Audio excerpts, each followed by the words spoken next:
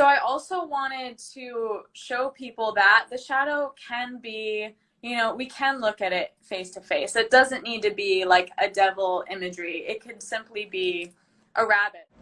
Hello and welcome to the first episode of the Meet a Deck Creator series that I am starting, Johnny from Cosmic Wheel Tarot. I'm super excited to be here and I'm really excited to share this space with Briona. I hope I'm saying that correctly. She'll correct me soon if I'm not. So today we'll be talking about the Wild Wolf Tarot, which is her creation. And before we get started, I just wanted to, while she gets on and I have her jump on the live here with me, I want to just read the introduction here from the little booklet, just so that you get an idea of the kind of energy that we're going to be talking about today. So it says, "The call of the wild, the howl of your ancestors, the voices of your soul, all lies within your heart. May this tarot deck lead you on a journey to embrace your inner wolf, a being who is led by their intuition, protected by their guides, and is present while exploring the freedoms of their life here on earth. I honor you on this adventure to come home to yourself." And then a beautiful picture here of a closed-eyed wolf, which looks like the death card. Hey. I'm so glad that you were able to make it on tonight. Oh, me too. Thank you for having me and for setting up the space and the container to do so. Yeah, it's kind of been like a dream of mine to like have this kind of series because I want to create a deck myself. Ah, Or I have a couple in mind actually. But it kind of seems like a really daunting task. Like it seems like there's just like, I don't know, there's so many things that you need to like take account of. And so I kind of wanted to make this series to kind of be a double to where we can showcase new indie decks and new decks that are coming out, and at the same time provide some information and some guidance for like those of us who are trying to kind of figure out that world. So it was kind of a dream of mine to do it, and we had such a great interaction on my first live, and it was just so magical. I was like, okay, I just feel like she's the one. Like I got to start the series with this, ah. and the wolf just being my totem spirit for so many years. It was just like it just made sense for everything to come together like this. Well, I'm so excited to kick it off with you. This is awesome. I love this idea. And yes, you're so right. Like the beginning stages of, well, first channeling a deck and then, taking the intuitive action steps to make it come to life and bring it earthbound is can feel a lot. So I honor you in feeling into that next step. And yeah, I hope either me or everybody else that you meet while doing, just continues to help support you in making those steps because your creations are. Thank you. I'm really excited, and I already feel so confident about like the process, even though like I'm not sure about where to go. The deck itself is like coming together so like organically, and like I already have the first card, and it's like, what? Like I never thought that I would be here right now. So yeah, it's been it's just been so awesome to be here. And it's already been catalyzed over the last year for me, since like May 2020-ish when I started the Instagram page. And well, I already had it, but I kind of revamped it and I like, started posting again. And like, that was really the start of like my tarot journey. I kind of go on like, sometimes I'm like into it for years and then I'm not into it at all for a couple years and then I'm into it again.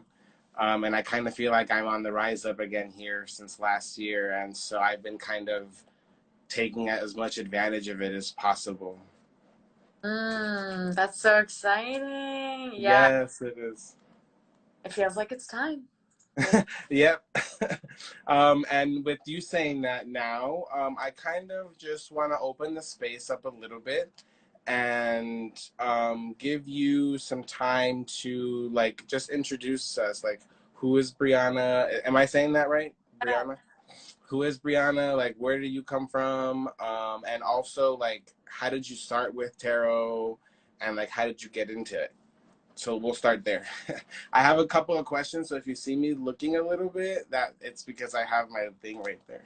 Very cool. Yeah. So my name is Briöna Jolie. I am a channel and a spiritual mentor and a deck mama. I created the Wild Wolf Tarot last year. This deck came through really quickly, and I will love to go into that story a little deeper later as we continue to talk about it, because it's pretty wild how it came to be, how through. But I grew up in New York near a wolf sanctuary. I Mm. Yeah, a lot of sense, right? Oh. Yes, Yeah, it does. yeah, and I've lived my life as an only child, so being outside and playing in nature and playing with animals really allowed me to build and form that really strong connection to Gaia and her Mm. creatures. Um, And when I chose to go to college in a very rural, mountainous space, that love from my childhood kind of invited me back in to go even deeper. And it then took me on my spiritual journey. And it all started by going to my local metaphysical shop and Mm. picking up my first tarot deck, which was an animal deck, just all Mm. animals. Spirit Song Tarot. I don't know if you Mm. guys have ever I seen it. don't I don't recognize it. Yeah, I actually have it right here. So it's just all animals, Oh, that looks very so like beautiful. natural. Yeah, I took a lot of inspiration from this deck too, with the Wild Wolf Tarot and like the earthy tones as well. Um, yeah, that deck really pulled me into, well, the realm of tarot, and then also how tarot can help bridge that connection between the animal realm as well. Yeah. Favorite things about this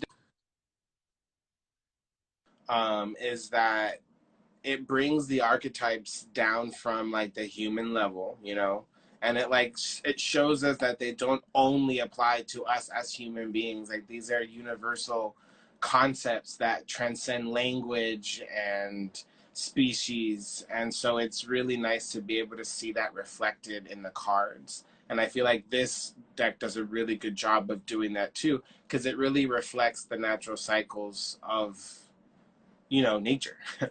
You know, it like really reflects that with the like predator prey relationship, and like bringing it to light that those kinds of practices and traditions are not inherently negative, you know, and it's Right. like bringing new light to the archetypes. And so I mean, I have a whole pile of cards that I'm like, I want to talk about these cards because I feel like they transcend the Rider Waite Smith definitions and bring more of this like animistic, more of this like connected, like almost like ecological, right? Like just interconnected. So Yeah, yeah, I love that about animal decks.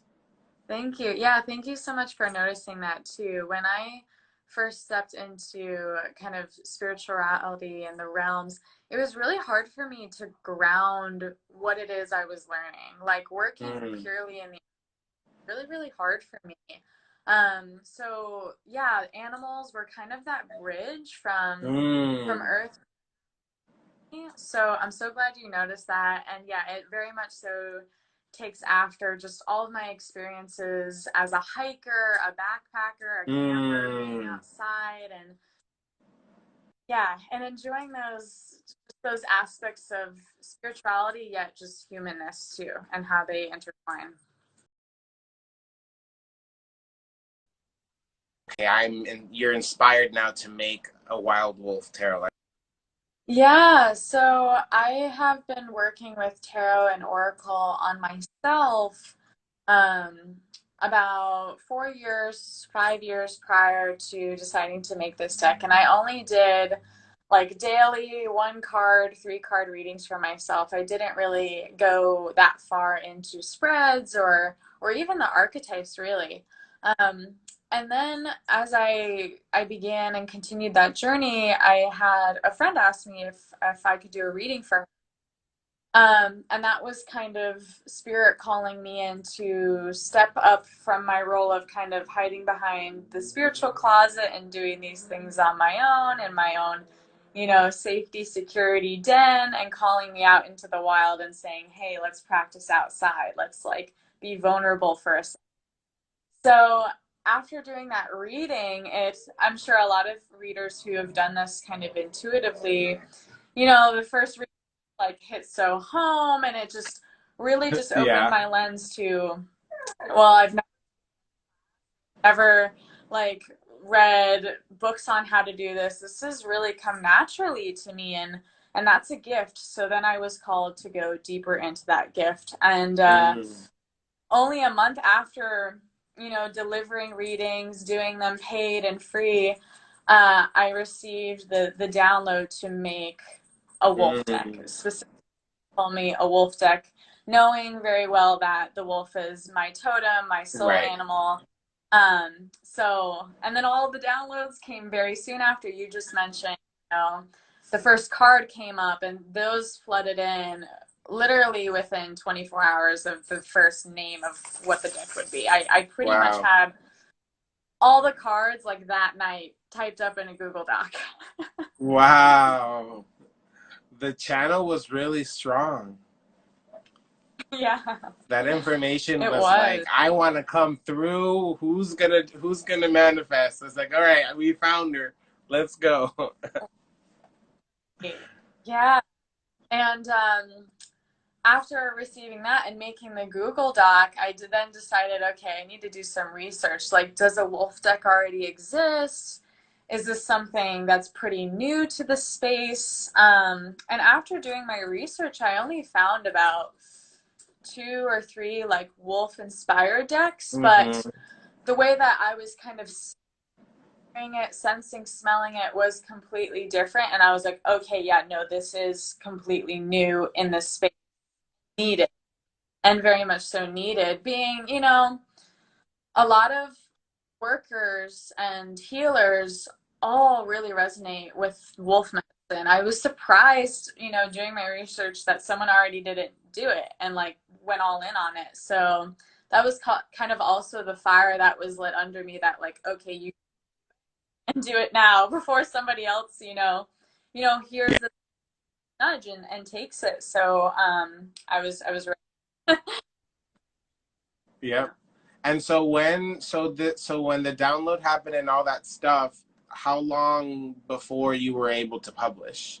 So download, I contacted one of my good college friends who is a graphic designer and she's an illustrator as well. And I told her about the idea. I told her within the message I received that they wanted it to come through fall of the same year. And I was like, I know this is crazy. I know this,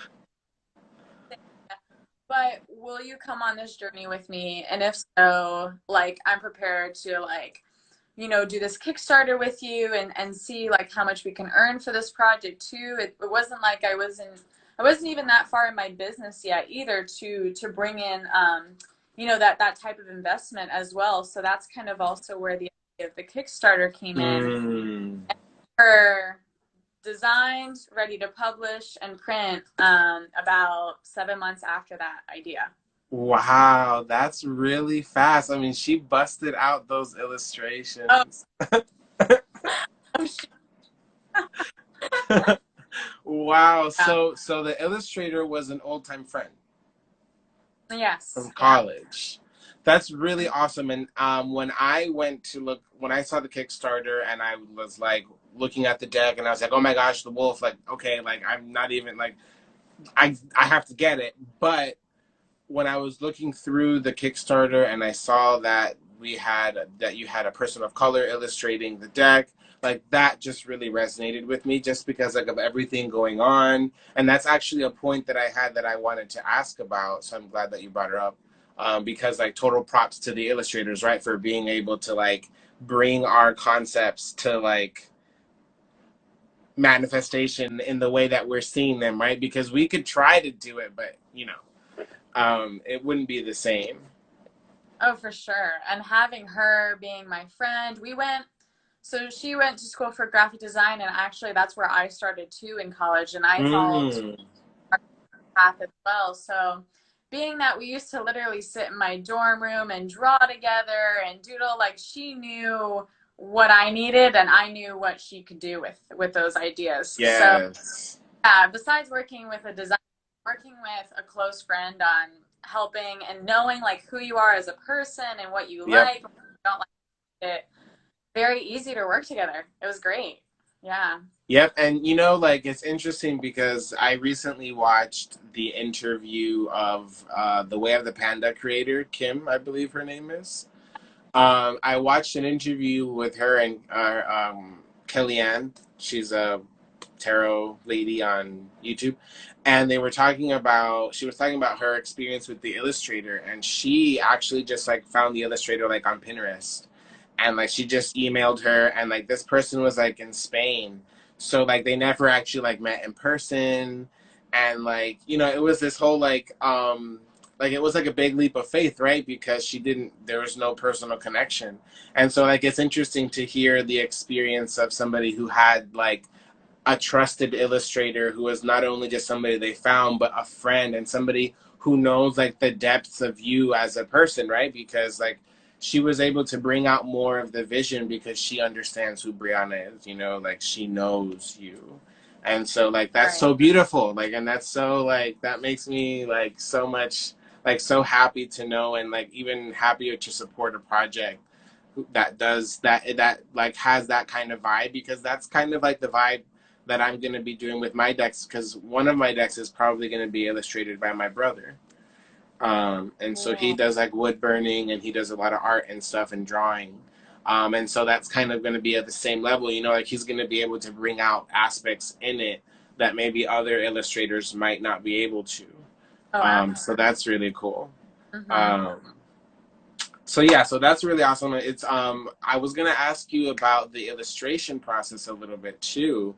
Like, how was it? Did you like? I mean, I know there was definitely a certain degree of like intuition, like just psychic telepathy going on. But also like, did you like? Were you very much like this is how it needs to be, or were you more like this isn't a general idea and you have some freedom to do stuff? Like, how did that work? Yeah, so for each card, for just my illustrator, I sketched it myself. I sketched out kind of drawings and Mm. of kind of what I thought and felt like it could look like. And then I just gave her the very like basic sketch and told her to run with it. Oh, You know, okay. we would check in with on like colors and should this go here, but really, yeah, I she took the ideas and brought it to life completely.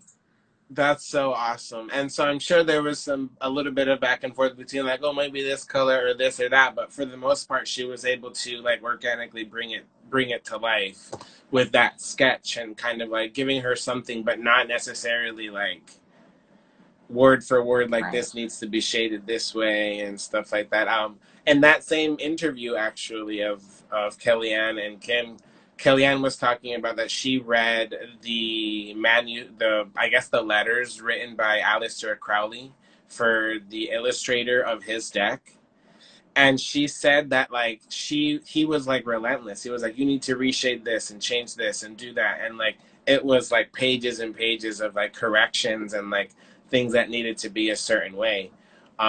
So again, it's also nice to see something more intuitive, something more organic that, you know, leads to something so powerful and so magical, you know, like I've been using a lot for like my personal stuff because I'm like really trying to resonate with the archetypes of the wolf and like trying to connect with my wolf spirit more and stuff like that. And I feel like it's been so awesome. And so yeah, it's been really great. And I feel that part of maybe the reason why many of us connect with it on this intuitive level is because there was so much intuition that went into the process. You know, like it was like, here's this concept, and just is like, okay, I'm gonna run with it and like do something that I think, you know, there was a lot of that going on. And I think a lot of us in the spiritual community sometimes feel like when we're doing a project, we have to do it like super organized and structured. And I think that's part of like what maybe we're letting go of a little bit, and like accepting more of like that open, intuitive, like feminine approach to the process. Right. Absolutely. Yeah, like I always say like yes, this deck came through me. I am her mom, but like I let her grow on her own. Like she Hmm. would take steps, like all the things, like explore, just like unlearning basically. Right. And yeah, feel that energy. I continue to say like this deck, yeah, it has my name on it, but it's also not mine. Like it's for and it Mhm. belongs to and the experiences is the person also who holds it. So to have that firm of agreement wasn't as important to me because yeah, it truly needed to come through on its own. Mm. That's really how also how fast it came through too. It's Yeah. we didn't the number the date that they gave me like really didn't have much time to go fix all these things. It was like I'm gonna come through however I need to come through, and that's just how it needs to be. And Yeah. I said, okay, you do you. Yeah. Yes, I love that so much. And I think that's such a great piece of advice for people listening who want to create their own deck too, is like they don't have to be so like forceful about it. Like they can be so much more fluid and so much just more like, you know, like, and I'm sure there's people like who just because of the way they are, maybe they just need more of that structure, and that's fine too. And there's nothing wrong with that. But I do feel that some of us, like me, for example, I tend to think that I need to be very structured and organized, and you know, at the cost of not being intuitive and fluid. And so Mm, I think that for somebody like me, like the deck creation process can be, I have to like release a little bit more control, especially because I'm not an artist and an illustrator. So like I have a concept in my brain, and it's like I have to just like be able to trust that somebody else is going to be able to bring that to light for me, without me being so involved. You know, like I want to be like I want to go and learn how to draw, but I can't learn how to draw. You know, like I mean I can, but it's going to take years before I can get to the level that I would like the deck to be at. So it's like that's a big challenge for me, is like releasing control, and like also releasing this concept of like the deck isn't as good or valid if I don't illustrate it myself. You know, right. like I feel like that also can be a thing for most people where they feel like, oh, if I'm not drawing it, then you know, then I won't manifest it. But I think that it's like just like being able to release some of that control and like just be okay with like, you know, collaboration and community and working together, because I think that Right. was a big part of like how why this was successful too, is because you trusted in that in the pack, right? Trusting the pack. Absolutely. Absolutely. Yeah. And as someone who went to art, who teaches art, I mean my day job, I'm an elementary school art teacher. So Yeah.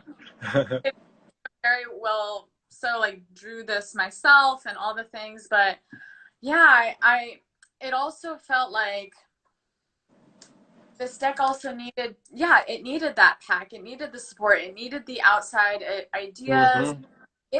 of other people, because looking at me and Jess's artwork in college, I'm like, that's she could do it way better than me. Like sure, I draw it, but I know it's gonna come out 10 times better and exactly kind of what this deck needs. So I let her use her gifts, use her Mm. to fuse this deck. Yeah. Yeah, it's just so true. It's like acknowledging like everybody's strengths and their roles. It's like how you change the suit names, right? Like to reflect the roles and instead of like the suits and the elements. And that's very much what we're talking about now. It's like the wolf packs, and they understand like who does what and who can do what better. Like they just naturally organize themselves in that way. And so like I see that reflected in the creation process, you know, where it's like you went out and looked for like the strengths of other people, and like you use that to like create strength and connection within the pack, which then resulted in the Kickstarter, which then allowed us to come in and support too, as the individual members of the pack all coming together. Like we needed those first two pack, like the first two to come together for us to be able to help and join in. Okay. Um, White Sage Tarot is asking, what's the name of your deck? It is the Wild Wolf Tarot, and that is the box right there. Yeah. Um, Yeah, it totally connects to how this deck was meant to work together and how we're all meant to bring it to life. Absolutely. and that actually kind of brings me to my next question a little bit, because I wanted to ask, we were talking about the suit, the suit name changes and stuff. And so I wanted to ask two things about that. One, what inspired the inclusion of the alchemical elements? And two, what inspired you to change the suits to the roles like we talked about a little bit? Right. Yeah. So throughout all my work, like I mentioned prior, it was always kind of difficult me to kind of not have that bridge from the physical to the astral. And like I always kind of felt like a little lost of like, how am I meant to connect to spirit and all these things? And the bridge, well, one of them was animals, and the second one for me Mm, was the elements, is working and harnessing mm, earth, air, fire, and water in everything I do. And I use this work a lot also with my clients, and it's mm. that I live, breathe, and teach. So Yeah. really important to fuse that alchemical medicine in this. Mm, And then when it came to, thinking of the cards, I've seen, other decks take that creative liberty to change them. I feel like my biggest inspiration was witnessing other decks take that freedom and mm, expression to change it up. So when I felt called to create a wolf deck, I'm like, okay, well, certain names and certain titles, the big question for me was, would that exist in the forest? If not, right. gone. Because Yeah. like you mentioned, like the immersion of opening this deck, you're literally going on a journey into the forest with your wolf pack. Mm, So when hearing certain words and things, I was like, would that exist in the forest? No. So that's how kind of the change mm. happened pretty intuitively as well. That's really awesome, and I think that that's like what one of the things that I like most about indie decks and modern decks is that we're not so ascribed to keeping to like Rider-Waite Smith. And I think the biggest thing for me is that like whenever I think about like going like straying away from the traditional Rider-Waite Smith, and for some people that like rubs them the wrong way and they prefer more traditional interpretations and stuff, but like for me it's like Rider-Waite Smith was the first one who changed, Right. because the Rider-Waite Smith is based on the Marseille deck, but they changed strength and justice, and they illustrated the pips, and they did a bunch of stuff, Right. and so they changed the system up too to match what their modern time. And so like it's up to us to do the same thing, to like take that traditional system and then make it to something new and more appropriate to what resonates with us. And so I think it's like so appropriate to like, if you're going to make a wolf or a nature deck, to make the appropriate changes to the suits and the elements and the names. Like it just makes sense to me. Like sometimes I'm working with like a really like different and unique and esoteric deck, and then it's like the Queen of Cups. Mm-hmm. Like I feel like they could have. We can start moving away from just rehashing the same thing all of the time, Right. because there's so much of that already. The tarot world is like so saturated with like Rider-Waite Smith. Even the ones that aren't Rider-Waite Smith, like they're pretty much Rider-Waite Smith, but just a little bit different. And so like, which I don't want to sound like I'm being judgmental about that. That's fine. But the diversity and feeling okay with, like you said, like you were inspired and you felt like you had like, I guess like permission to do it because you saw other people doing it. Right. And so I think that that's inspirational, like for people like me who are creating decks too, is like, okay, like maybe I should stray a little bit more and maybe I should include more of things that resonate with me. Because really, like, yes, you were creating a wolf deck and it was a community deck, but it was also something that resonated with you. You know, like we don't create something that doesn't resonate with us on a deep level.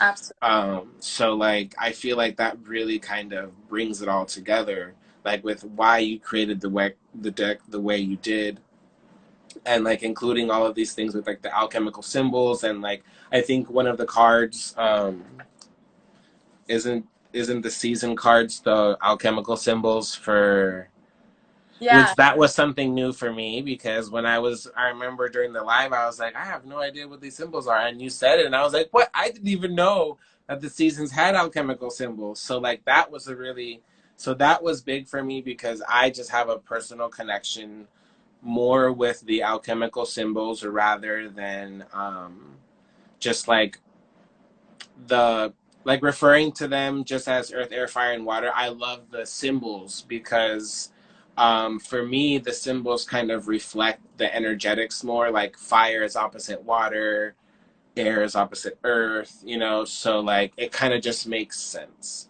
Yeah. So like that was another thing for me when I saw the Kickstarter. I was like, oh, it's got the alchemical symbols. Like she's like hitting all the points for me. It was like, was this deck made for me? Was she thinking about me when she made this? I think she might have been because, but really, what sealed the deal for me, I mean, this stretch goal hadn't been unlocked yet when I backed it. And I backed it, and I remember sharing it and everything because I was like, we have to reach this stretch goal. And this is what sealed the deal for me because this here, the Black Wolf, the extra, the 22nd major card, this is the first time that a 22nd major card doesn't feel like a 22nd major card to Oh, me. You yeah. know, like it just feels like it's just part of the deck. And really, this is literally, I mean, this is an image of my wolf totem. It is like a perfect image of it, and so like that for me was like, okay, this is definitely with the yellow eyes and the intense stare, you know, they have those intense stares. And I love that actually about one of the other cards too. um and I'll actually go ahead and maybe ask you about, because like I wanted to go into a little bit. I know we've been on for 40 minutes, so then and we've gone through most of the stuff, but I really wanted to maybe ask you a couple of creative about your creative decisions, like the changes in some of the cards. And like the one of the cards that I would really like to know your opinion on is the Justice card. um because here we have Justice, and we've got it says Truth, and we've got like, he's a pretty intense Justice card, right? And so I kind of just want to like hear your thoughts around this Justice card, and like, yeah, I'm just wanting to like know more about like your process behind this card, because I have my ideas about it, but I would like to know where you're coming from with it. Yeah. So for all these cards, I actually, when of the imagery, I tried to think of, again, the wolf being outside before I thought of like the true interpretation. I Mm. really wanted like because wolves, they're so animated, have so they have so many different reflections of like human nature and how we interact with each other and the world, that I really thought that they could speak for themselves rather than me trying Mm-hmm. to just Mm. on a I human. love that. So when I just like heard the word justice, I just saw just like a wolf like baring its teeth, like ready just to go all in on its desire and make it right and Mm. their truth no matter what. So then that's kind of where I reflected on, okay, how does this feel with like the human idea of what justice means, and Right. what balancing means, and how that goes into, how we come back into ourselves, and how much would we fight for that, how much do we fight every day to come back into ourselves. Mm. So yeah, just that kind of like tension of like that need to come back within, and like the desire of doing that being so big that you would do anything for it to come back into alignment, to be and just express your full truth. Yeah, I love that so much. When I saw this card, I feel like that was kind of like the vibe I got from it too, where it was like, and especially when I thought of it in the context of wolves, like justice in a wolf pack is like so different.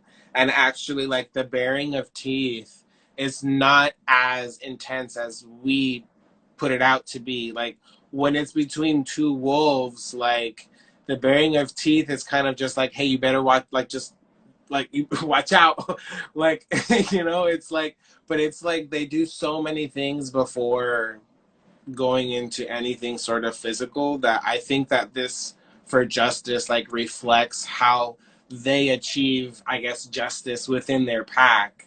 Right. Like for the most part, like most commonly, that's how they go. They don't really want to go, like you said, they're ready to go all in, and they will if they have to. But for the most part, justice can be achieved with just Right. this. It's the strong boundaries. Right.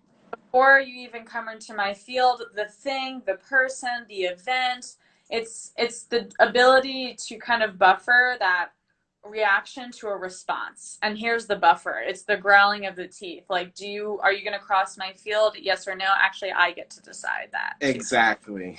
Exactly. Yep, I love that. So I have a couple of more here that I wanted to ask about. So I have here the Six of Watchers, the Six of Swords, which is transitions. And I just want to ask about like the symbols here, or like, yeah, I'm curious about like the artwork. Yeah, so that triangle is another alchemical symbol for transition and like change. Oh, Yeah.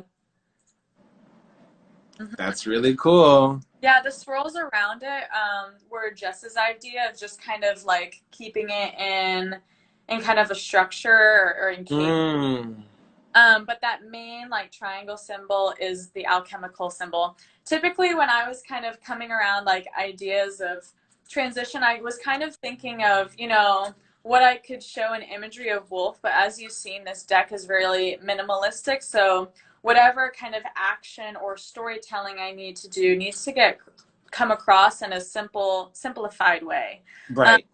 I was thinking of transitions. There was a whole story I could tell, but at some points in this deck, you've noticed that sometimes the alchemical symbols speak so much for themselves. Right. Something that someone, takes another journey of learning what it is or seeing it somewhere. So it just kind of plays in with that story.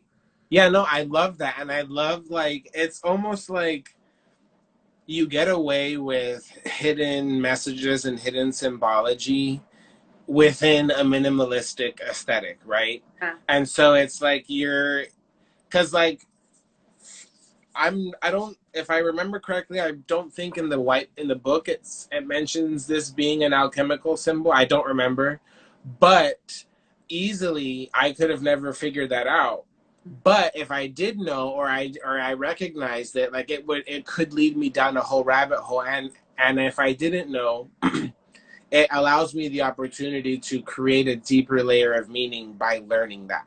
And so it's like you don't expect necessarily to find like what are they called, Easter eggs, Yeah. right? You don't expect to find the Easter eggs in decks, in minimalist decks, right? Because that's the whole point. They're trying to minimalize the imagery and stuff. But I really love that, and I love that you took the opportunity to like create spaces where there aren't wolves. Mhm. It's like there's a wolf in every single card, Right.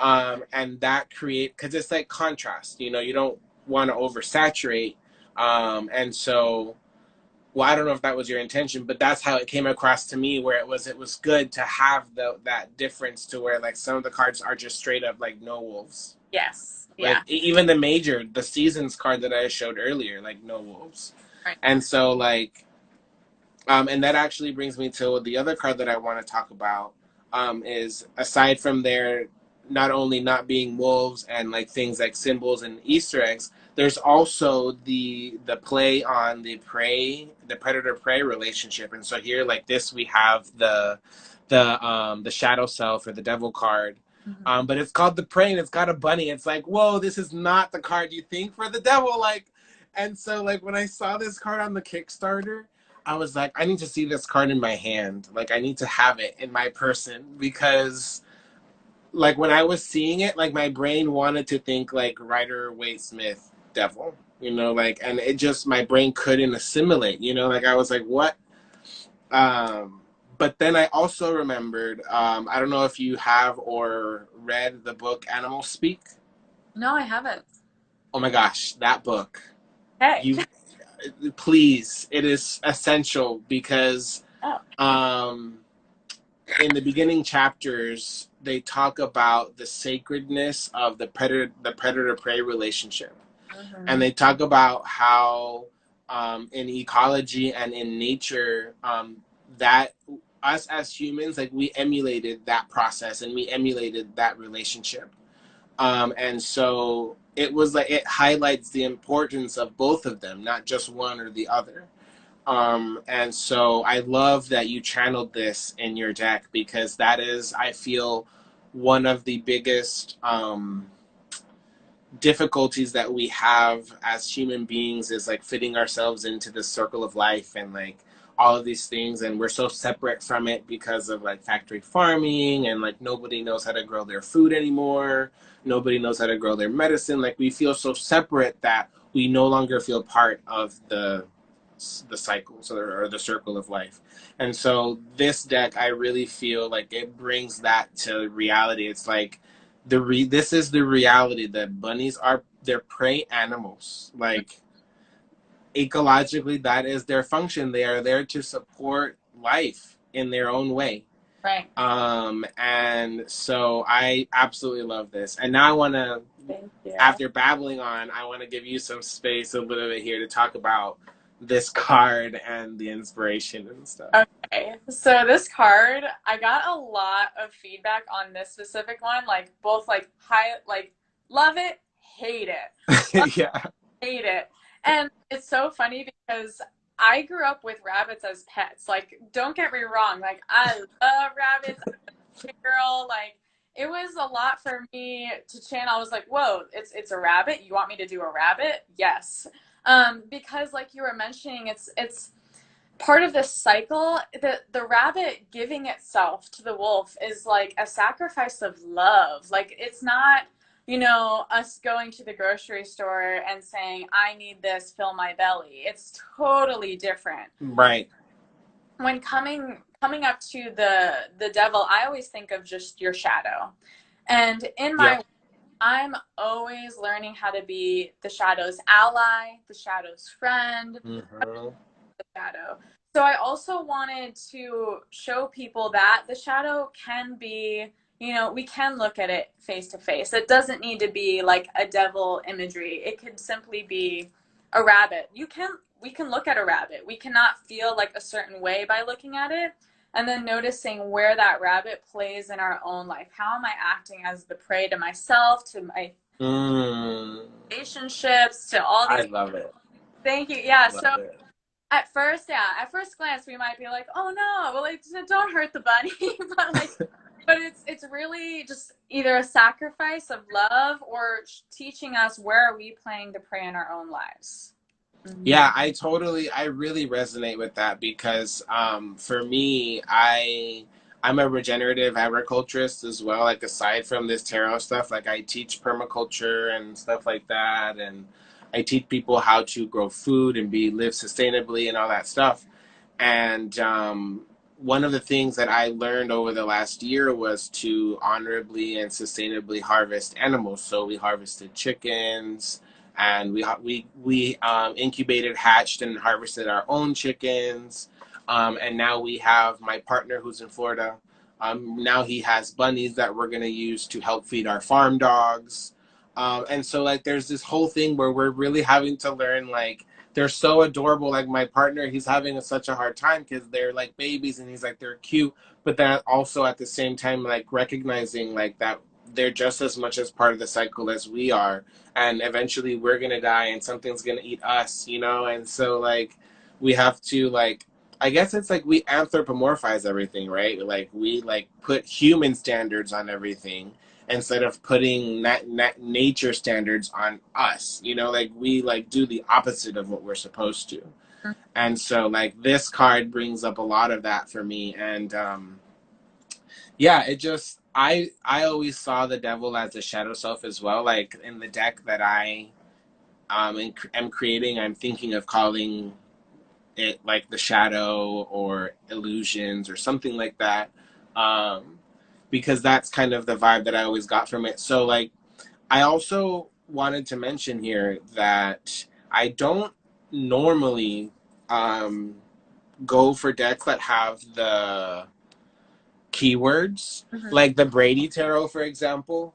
I can't like connect with it because it's got those keywords, and it like for me, I feel like it like makes me tunnel vision to like what the connotations of that word are. But man, in this deck, it's like everyone is like on point. It's like bam, bam, bam. It's like, and even though like if I was looking at a Rider Waite Smith deck, I might be like that's not the best word for it. But for this deck and the context of the energy and the messages that that you're trying to get across, like they're just so perfect. Like one of my favorite absolute, and this is a favorite card for me, um in most, and like this is a favorite minor card, the Seven of Wands. But I just love the Seven of Wands. Oh yeah. um that one is just like, and and it's with, and I love the juxtaposition of like this imagery where she kind of looks like she's just like standing in power, and then the keyword is like competition. And so like that for me is like, yeah, I mean the Seven of Wands is about like you like harnessing everything that you are and everything that you've learned to march through life and go through like the challenges and the obstacles and all that stuff. And in nature and for wolves, that would manifest as competition, and like it would manifest as like the person trying to be in their strongest power to be alpha or claim territory or claim food or whatever. So it was like, wow, like I don't think I would have ever used competition for this card, but because that keyword is there, it always brings that to my mind, and I always think of that now. So I really love that you've added those keywords. And so like, what brought you to that decision to like include the keywords and stuff like that? Yeah, so like I mentioned, the first deck I owned was Spirit Song Tarot, and it really helped me because this deck also includes, it has two keywords card. Mm. Get two different feelings from it. So learning with keywords, both first intuitively and then kind of also structurally, helped me a lot to begin learning. And because this deck doesn't have every single name and title the exact same way as the Rider Smith, I wanted that just additional extra support if someone was kind of lost on, well, what is a caretaker again? What is this again? Mm. Another thing, if you don't want to focus on the imagery, that you can just receive that extra support as you're reading to build confidence. Yeah, I love that, and it makes it really accessible for those of us, or not us, but those people who were called newly into the tarot world because of this deck. I'm sure there's been a few people who like maybe were not into tarot before, and then they're like, "Oh crap, there's a wolf deck. Like, okay, I got to get into this."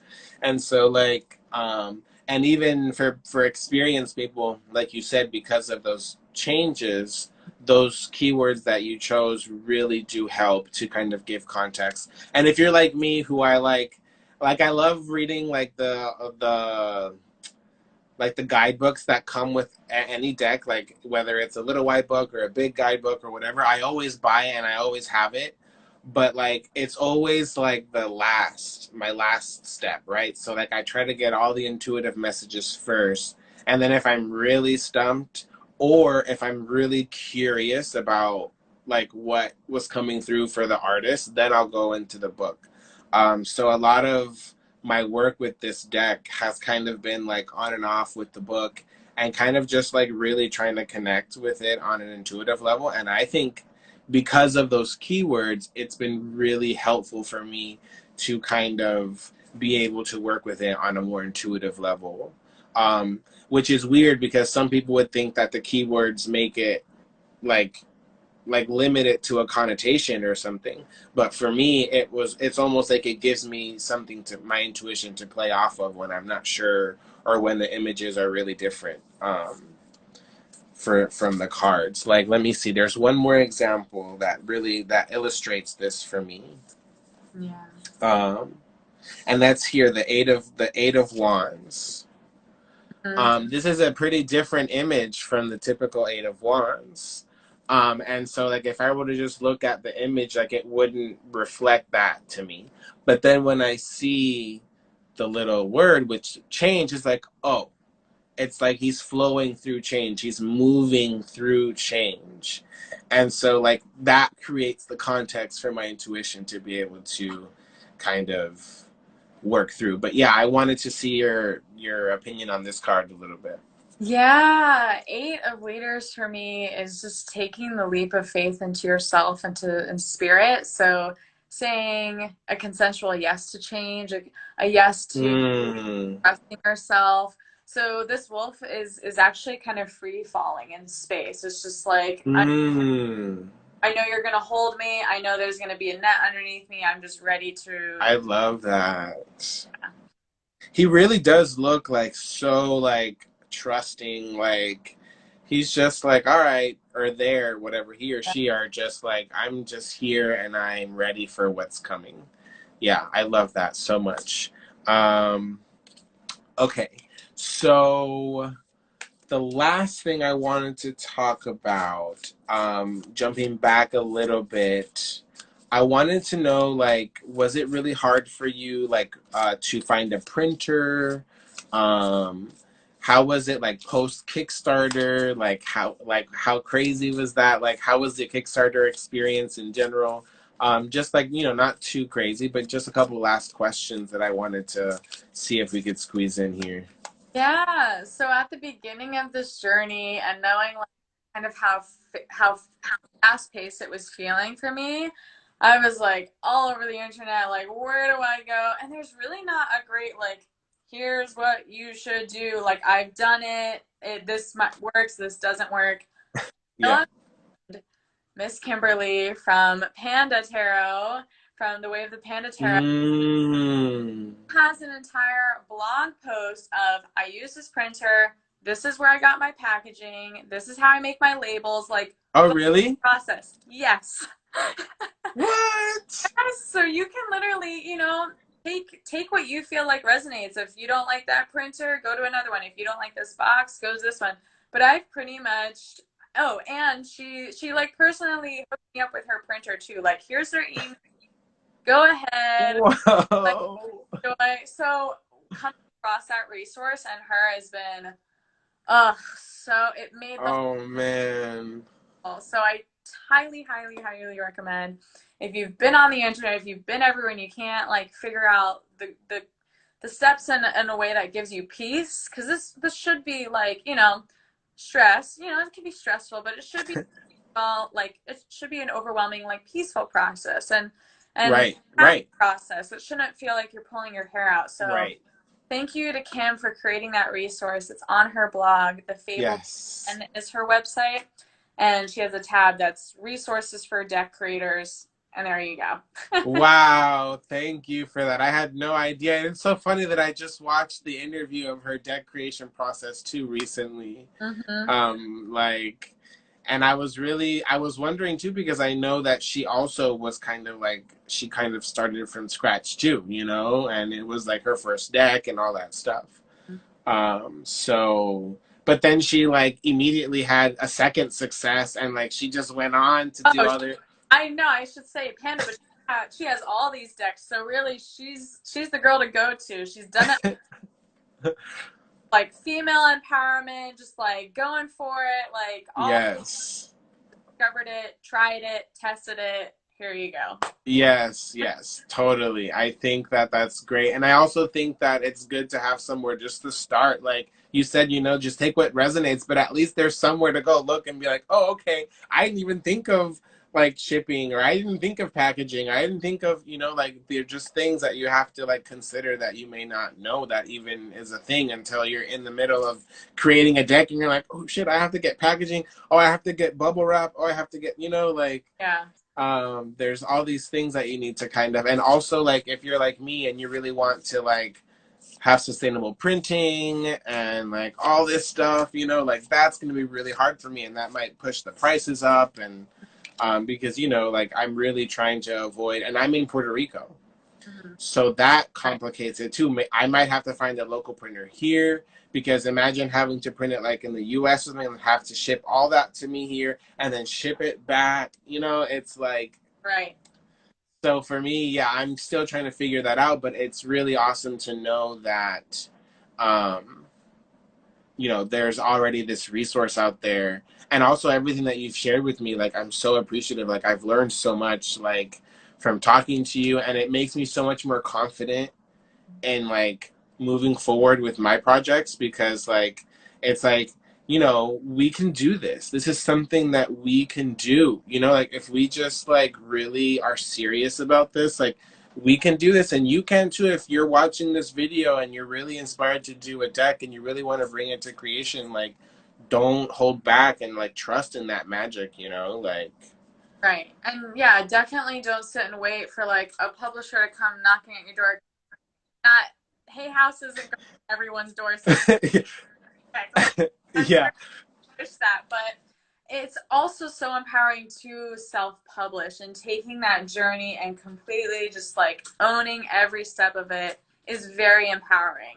It brings up Hmm. your shadow too. So that's good. That's great as well. Um, Yeah, exactly. but yeah, if you were to tell me like like a year ago today, when this idea wasn't even in my brain, like that happened, I'd be like, who, me? Like I tend in the past, I tend to be like kind of unorganized with these things. I would always kind of ask somebody to do it for me. Like Mm. I'm confident in those decisions, but this whole process has really allowed me to grow into that alpha, that leadership role. So yeah, Yes. I could have done it a year ago today. You could too, trust Yes, that's so awesome. And like I said, like it really is inspirational, like for me, and I feel like for people watching too, to see like, you know, human beings who like, you know, 9 to 5 art teacher, and you were inspired to do something, and look now, you know, like um before, you know. And it's also like you're not just doing tarot, you know, like you're now launching and doing other stuff, like, and I wanted to like open up a little bit of space here to give you a chance to like let us know like what happened now. Like you did this tarot like and stuff, and now you're, I know that you're launching new things and you're doing courses and stuff, so like what has been the result of like your success, and like what has it allowed you to achieve and like become now? Yeah, yeah. So I've been, working on packaging decks. I've moved to Etsy now. So after the Kickstarter, I've been selling my decks on Etsy, which has been fantastic and really supportive and helpful. Great platform to go to if you want to continue the ball rolling. And I've been launching spiritual mentorship courses, group Mm. on to help people further connect to their wild self, their higher self, get closer to spirit, and to continue to bridge that gap between the astral and physical. And I do that through nature, the animals, all the types of medicine that really support I'd like to share. That's so awesome. And so like is that like, is this like creating an opportunity for you to be able to like have this be like what you do and be able to move away from the 9 to 5, or is that a plan that you want to do? I Yeah, think I might have read something now that I'm saying that about that. so glad you asked. I put in my notice at my 9 to 5 last week. What? Yeah, Yay! So this is actually manifested into something that you can like yeah. live now. Like you can bring this into your reality. Yeah, I mean, I'm a one woman show, but I have support of, I've invested in coaching and energetic support, and I've been able to give back to myself and then been able to give back to other people through this. So, yeah, one woman show, like completely now ready to go with all the support of you guys, my clients, my support team back, so family, everyone. Thank you. That is so amazing. That makes me so happy, and like I know that like it's so inspirational to see other people living in their authenticity, you know, and just like living their truth, you know, like It's like seeing that it's like allows other people to do it too. I say that to my clients all the time. It's like when you live in your authenticity, it gives other people permission to do that too. And so like and seeing that when you follow your truth, this is what can happen, you know, like this is what you can manifest. Right, right. When you, yeah, Um, you're, yep. So just two final questions. One is there any last advice you wanted to give? Something maybe we haven't talked about to anybody um, that wants to create a deck, or just like any final encouragement you want to give them? yeah, I will take a quote from one of my support team, my coach. She always tells me with programs, with anything you create, start messy. Just start messy.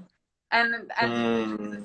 like always just sinks this just immediate like waters down my spine. Like it's start messy. I show up exactly how I am now, messy, wild, untamed, and whatever out of that is going to be beautiful because chaos is beauty. So yeah, I encourage you. It doesn't need to be perfect. You don't have to have everything in place. Just start with that first idea, that first Google Doc, whatever it means. Maybe that can Yeah. really far. Writing it down. Awesome. And that like that really resonates with me too, because like I said, like I think I have to be really organized, but in reality, I can be a little bit messy. So and that's actually right now. My notes for the deck are like super jumbled and messy right now, and I was like really like stressing like, oh no, I've got to like go and transfer it and put it in a Google Doc and make it look nice and do all that stuff, which I know I have to do that, but it's nice to like hear that it's like it's okay to be in that phase of like it being jumbled and just being messy and just not everything being in, you know, in order quite yet. Right. So Right. I think that's great. Thank you so much for that little piece of advice. So last question, and I think this is great to kind of just leave off of this live on this question is like, what do you hope this deck that you created, what do you hope that it can bring to the people who acquire it and to the people who work with it in their lives, and kind of like, you know, why people should like what this can catalyze in their life and why people should like incorporate this magic into their life. Yeah. So, well, wolf and wolf magic and wolf medicine is purely here to help you connect to your intuition and your instincts, which all of us have. So, it's really just going back to reconnecting, reclaiming, and rewilding all of those parts of ourselves. So, it's never a place where we have to be this. It's coming back to ourselves and how, and the wolf is teaching us to do that by being wild by, you know, Mm. scratching the surface, taking the first leap and step. So this is just really a story of you and your most authentic wild self and how you can reclaim all that and just show up. Mm-hmm. Awesome. Oh my God, that was so amazing. And I really resonate with that for myself. I feel like that's kind of been what it has done for me too. It's helped me connect with like my wild side, with like the side of myself that's more in nature and the side of myself that's more connected to the cycles of life. And so I feel like anybody who really wants to connect with that kind of energy should really like consider investing in this deck and consider working with Briona. She's got some courses and stuff going on, and she's helping align yourself with your journey and your spirit. So this was like a labor of love, and you can really tell how much energy that, you know, and care that she's placed into this deck. So if you're being called here and you're watching this video and you're being called by the wolf, I think that this is your calling to join the pack and work with these archetypes. I've had such a lovely time, Briona. Thank you. I think that we've covered all of the questions I had. You said the last couple things that you wanted to for the people that are here. And I just wanted to like extend my gratitude towards you and like say that like I'm so grateful for your presence and for what you manifested into this reality. Thank you. Can we do one last for you? Yes, of course. Yes. Would you like to howl with me? Yes. Okay, Please. Let's howl. awesome. So if you want to close your eyes or feel the call of your wild self come into your being, other feeling of it, sounds, senses, and smells. And when you're ready, counting down from 5, we'll have together to call that version of ourselves fully, authentically in. 5, 4, 3, 2, 1.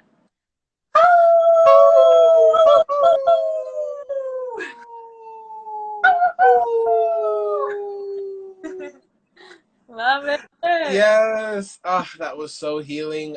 It's funny. So now I have to say this. I recently followed this guy. His name is the Holistic Savage. And he talks about like healing the body and healing like mental and physical disorders through like psychology and healing the brain and stuff. And basically, one of the things that he talks about is that one of the most basic things that we can do to like heal is like howling at the moon.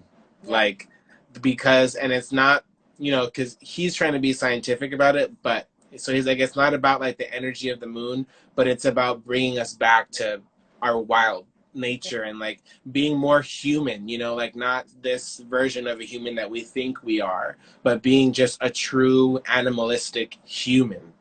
And that's one of the things he always like in the emails he sends and stuff. He's like, and don't forget to howl at the moon.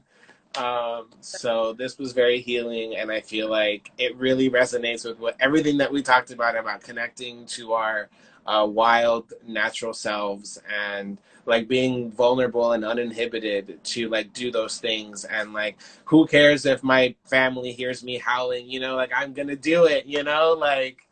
And Absolutely. that's really healing. So I'm grateful for that little exercise. Well, thank you for doing it with me. I love doing that with everyone I cross paths with. It helps, yes, to speak our authentic truth, opening up the throat chakra, Mm, calling in our authentic wild selves, just like you put it. yes.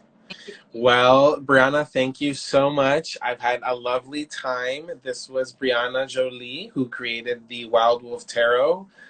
We had a lovely chat, and I am looking forward to continuing our work together. And I would love to have a chat again, maybe at some time. Sounds wonderful. Can't wait. You're doing amazing things, and I can't wait to see the rest of the series. Thank you so much, Briona. Take care. Have a great night. Bye.